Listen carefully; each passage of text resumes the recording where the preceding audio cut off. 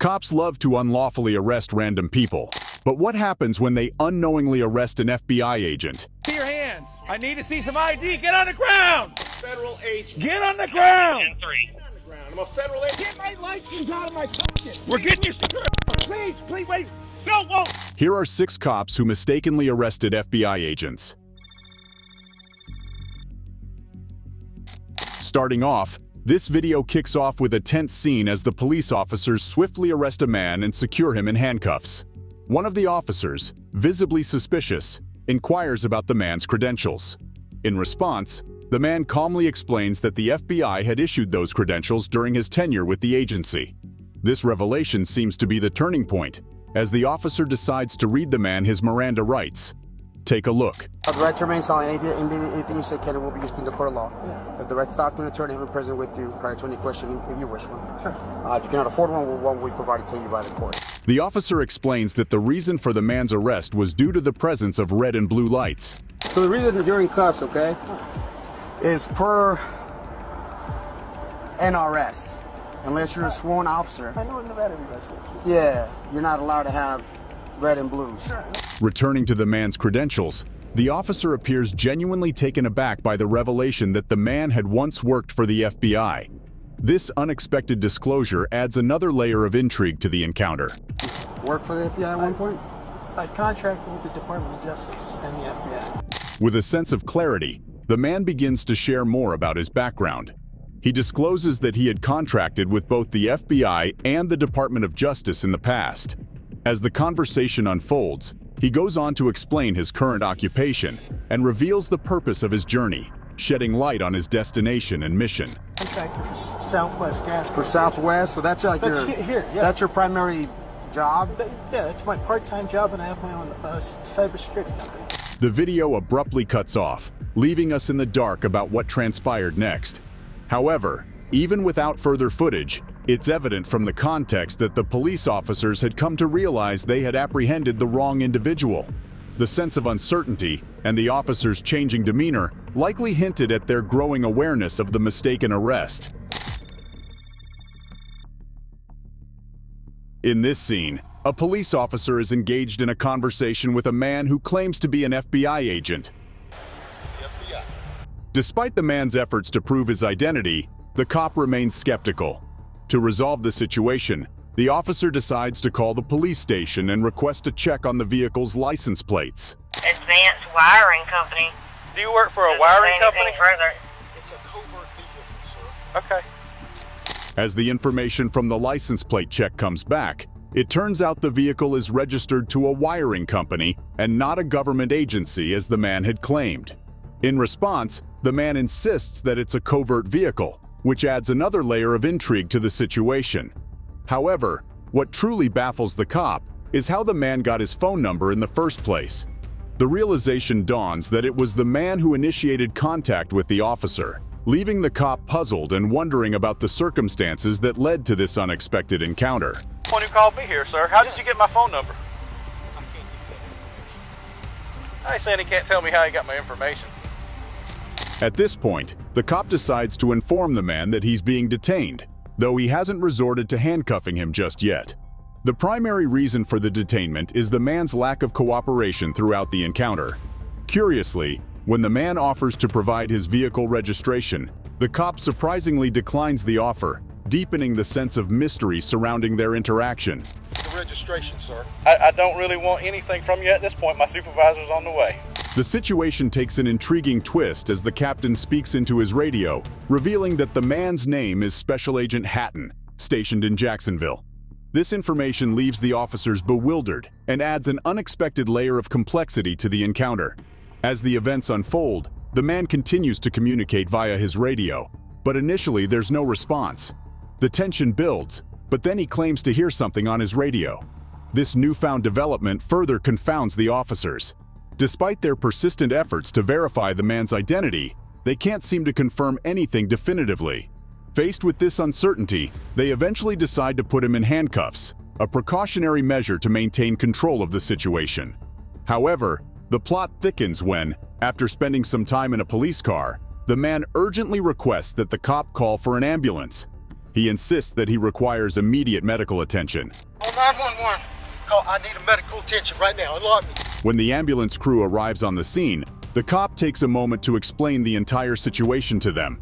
He provides a detailed account of the events that have transpired and tells them that the man is complaining of shortness of breath and vision loss. Complaining of shortness of breath, vision loss. As the paramedics carefully place the man into their vehicle, the cop finds himself in a somewhat awkward position.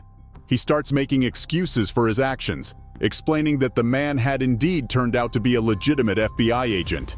However, he justifies his earlier actions by stating that the man had been acting in a way that raised suspicion, leading to his initial detainment. Luckily for the cop, his only punishment was the feeling of awkwardness. This incident stands out as a rare instance where the police were justified in their actions. The video captures police officers from the Grand Rapids, Michigan, Police Department chasing down and eventually apprehending a man who appears to be severely intoxicated and incoherent. Unseen in the video, the man had actually fired his weapon at the police officers just outside a gym before they managed to restrain him. As they were in the process of placing him in handcuffs, one of the officers noticed a badge in the man's possession. Upon closer examination, the officer made a startling discovery. The man was, in fact, an FBI agent. You got a badge. Oh, no, sir. Federal Bureau of... He's an FBI agent. At least one of the arrests was justful. Now, this one might not be about an FBI agent, but it still shows how stupid the cops can actually get. These went as far as arresting a firefighter on duty. Take a look. Ridiculous. CHP is arresting engineer Gregoire for where he spotted the fire engine. The incident occurred at the scene of a rollover crash on a Tuesday night. The firefighters parked their truck on the highway to help with a serious car crash. They parked it in a way so they would have a safe work environment with cars coming from the back. The cop didn't agree with this, however, and ordered the firefighter to move the truck because he felt it was unsafely blocking a lane of traffic. At the scene, the firefighter refused to immediately move the truck because he was helping the two victims of the car crash. I asked him, I said, well, are you prepared to take care of these two patients? And he replied, without even thinking, those two people are not my problem.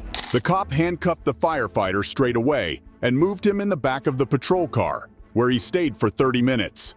Now, if you think this incident can't get any crazier, it actually can. The firefighter later claimed that the 30 minutes inside the police car were the worst 30 minutes of his life. The worst 30 minutes of my entire life. He stated that he was humiliated by the cop who arrested him. When asking if his handcuffs could be loosened because of a heavy uniform and shoulder pain, this was the cop's reaction. I'm not going anywhere. Can you please just loosen the cuffs? Click. They got a little bit tired. When the firefighter asked again, the cops laughed at him. A day later, the firefighter filed a legal claim against the CHP and state because it's clear the incident is being swept under the rug. His attorney states that this incident is one of many involving the officer. There's people within the department that I think want to hide certain facts, and that's the problem.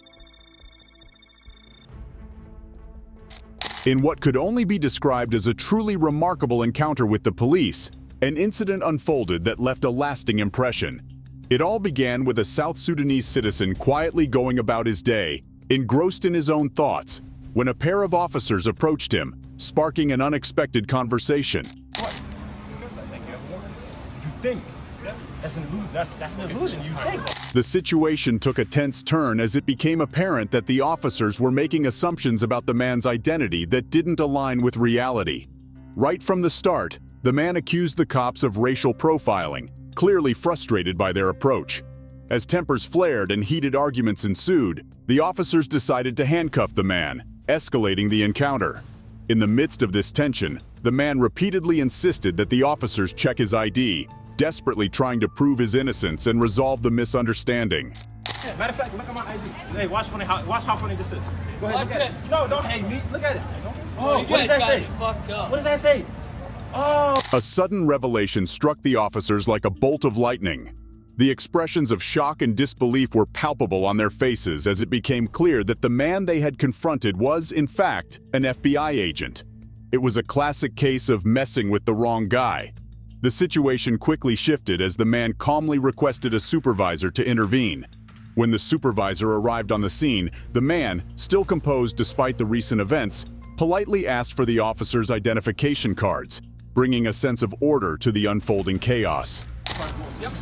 And I'm gonna follow the report on you, and you. Because you guys are all stupid. Now, the once talkative officers had fallen into an uneasy silence. Their expressions spoke volumes, and it was clear that they were acutely aware of the gravity of the encounter. Even the supervisor, who had initially appeared confident, now showed signs of nervousness. It was as if they were all aware that their actions could potentially cost them their jobs, and the tension in the air was palpable. In the end, they went unpunished, but got very lucky. Officer Joseph Fahey emerged from his patrol car, a stern look on his face as he swiftly raised his service weapon, aiming it squarely at the suspect. With a commanding voice, he ordered the man to raise his hands, his words carrying the weight of authority in the tense moment. Let me see your hands. I need to see some ID. Get on the ground! In an instant, the man complied with Officer Joseph Fahey's order, his hands shooting up into the air. With a sense of urgency, he shouted to the officer, identifying himself as a federal agent. I'm a federal agent. 917-110-3. I'm a federal agent. Despite the man's desperate attempt to explain his identity as a federal agent and presenting his credentials, Officer Joseph Fahey remained unyielding. He continued with his determined arrest, his voice laced with tension as he forcefully ordered the man to get on the ground, his gun still aimed squarely at the individual. I got my ID. Do not reach for your waist. Keep your hands up. Dude, why would I have an O-leg? Get your hands up. With no alternative left, the man, who would later be revealed as ATF agent James Burke, reluctantly complied with Officer Fahey's orders. As he lay on the ground, a second officer arrived on the scene, their firearm also trained on him, intensifying the already tense situation. Sir, don't argue. Face down on the ground. Face down now. The situation escalated further as Agent James Burke found himself forcefully handcuffed, his glasses ripped from his face in the process. The tension in the air hung heavy as he was subdued with a level of intensity that left him startled and vulnerable. Get my license out of my pocket. We're getting you secured. Please, wait. No. The arrest unfolded with such intensity that it went against the guidelines of what could be shown on YouTube. However, after the initial tumultuous encounter, Agent James Burke was helped back onto his feet. Finally, the officer took a moment to examine his badge, realizing the gravity of the situation and the mistake that had been made. I'm with you guys, for Christ's sake. I'm a fucking federal agent. The officer's expression shifted dramatically as he comprehended who he had mistakenly tasered. It was a look of shock and realization that spoke volumes. While one might have anticipated him to immediately release the handcuffs and let Agent James Burke go, the officer made a different choice. Instead, he opted to place him in the back of his police car, perhaps still processing the unexpected turn of events. No, I was trying to give you my creds. You didn't let me show them to you. Never once tried. I did. Get in the car. Wait. Now! The forceful actions of the police officers began to take a toll on Agent James Burke, who was grappling with the physical and emotional strain. He desperately pleaded for a moment to catch his breath, explaining that he had a medical condition that required special attention. The situation grew even more complex as his health became a pressing concern amidst the ongoing events. I have a medical condition. We're gonna get air to you. Get your legs in. Get your legs in. We're closing this door. Sir, Get your legs in. I need air. Sir, please, call an ambulance. I'm asking for an You ambulance. got a medic coming. Get in the car. As the request for some fresh air was denied, the car door was firmly shut, leaving Agent James Burke in a state of increasing distress. To truly grasp the events that led to this point, we need to understand why the officers were initially on the scene. It all began with a 911 call from a concerned resident who reported that another resident possessed a firearm he wasn't legally allowed to have. Agent James Burke had been dispatched to confiscate the weapon, but the resident was skeptical of his federal agent status and decided to call 911 for verification. The 911 dispatcher advised the resident to keep the door locked until officers arrived, setting the stage for the unfolding drama. In light of these details, Agent James Burke later took legal action by filing a federal lawsuit against the two Columbus police officers for their alleged use of excessive force during his official duties. Now that we have both sides of the story, the question arises, was the use of force by the two officers justified in this situation? It's a complex issue that requires careful consideration of the circumstances and evidence surrounding the incident.